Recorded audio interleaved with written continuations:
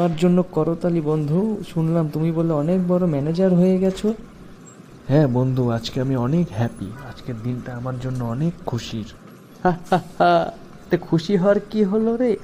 এমন তো না তুই অনেক বাড়ি গাড়ি করে ফেলেছিস, জাস্ট ছোট্ট একটা প্রমোশন। তোর এভাবে রিয়েক্ট করা কিন্তু আমার পছন্দ হলো না, বুঝলি? কথাটা ভালোভাবে মাথায় রাখিস। শোন শোন, এত রাগ দেখাস নে, আমরাও কিন্তু অনেক কিছু করতে পারি। তোর কথাবার্তা শুনে আমার মাথায় অনেক ব্যথা করছে রে দোস্ত। তোর মাথা ব্যথা? আমার কথা শুনে তোর মাথা ব্যথা? জিনিসটা ভাবার বিষয়। তোর কথা শুনে জোসিয়া, আমার কিন্তু ভীষণ রাগ হচ্ছে। তুই আমাকে খুব রাগিয়ে দিচ্ছিস, বুঝলি? আরে যা, তোর রাগের আমি ধার ধারি নাকি? তোর রাগের ধার ধার আমার সময় নাই।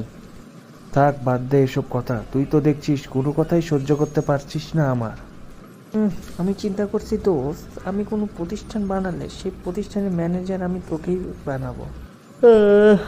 আমি হব আবার তোর প্রতিষ্ঠানের ম্যানেজার? কি রে, তুই এটা কি বললি রে আমাকে? এগুলো ফালতু আলাপ বাদ দে, বুঝলি? তোর সাথে আমার এত ফালতু আলাপ করার সময় নেই। ওকে, বাই।